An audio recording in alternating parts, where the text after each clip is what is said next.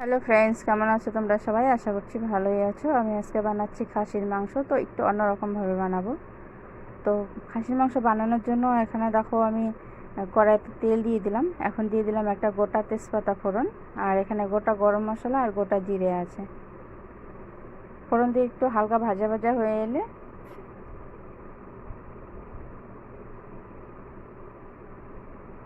তেলটা যেহেতু হালকা গরম আছে তো একটু সময় লাগছে। তো এখানে দেখো হয়ে গেছে। এখন দিয়ে দিলাম বেশ অনেকটা পরিমাণে পেঁয়াজ কুচি, আর রসুন আমি থেতো করে নিয়েছি। রসুন থেতো দিয়ে ভালো করে এখন পেঁয়াজটাকে ভাজা ভাজা করে নেব।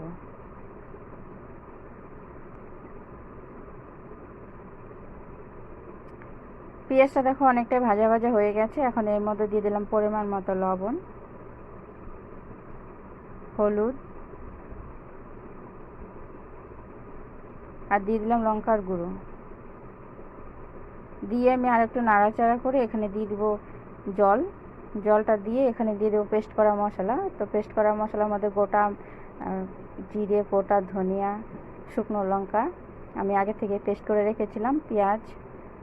তো এটা দিয়ে জলের সাথে ভালো করে মিলিয়ে নিচ্ছি।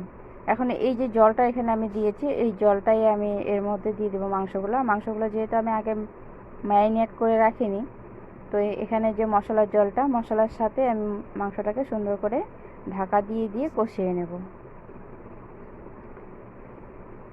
তো একইভাবে আমি বারবার করে ঢাকনা খুলে একটু পর পর একটু নাড়াচাড়া করে আবার ঢাকা দিয়ে কষিয়ে নেব। তো এইভাবেই বেশ কিছুক্ষণ ধরে কষিয়ে নিচ্ছি। এতে করে মাংসটা ভেতর পর্যন্ত সুন্দর একদম মশলাটাও ঢুকে যাবে, আর কষানোও খুব সুন্দর হবে।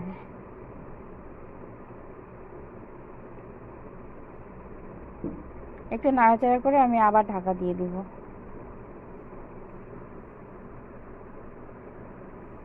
ঢাকা দিয়ে কষাতে কষাতে দেখো অনেক সুন্দর গ্রেভি গ্রেভি হয়ে গেছে, আর মাংসটাও দেখতে অনেকটা সুন্দর লাগছে। খেতেও কিন্তু ভীষণ টেস্টি হয়। এভাবে তোমরা বাড়িতে একবার হলেও ট্রাই করে দেখতে পারো।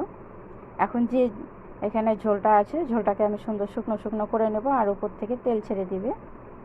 তো দেখো তেলও ছেড়ে দিয়েছে, আর মশলাটা আমার সুন্দর কষানো হয়ে গেছে। এখানে মশলা আর মাংস একই সাথে কষানো হয়ে গেছে, যেভাবে ঠিক আমরা আগে থেকে ম্যারিনেট করে রাখি সেমভাবে। আর আমি পাশে গরম জল করে রেখে দিয়েছি, এর মধ্যে গরম জল দেবো, ঠান্ডা জল দিব না। এখন দিয়ে দিচ্ছি পরিমাণ মতো গরম জল। গরম জল দিয়ে হালকা হিট কমিয়ে আমি আরও বেশ কিছুক্ষণ ঝোলটাকে জাল করে নেব। তো বেশ অনেকটা টাইম ধরেই আমি ঢাকা দিয়ে রেখেছিলাম। তো দেখো এখন রেডি হয়ে গেছে। এর মধ্যে গরম মশলা দিয়ে আমি নামিয়ে নেব।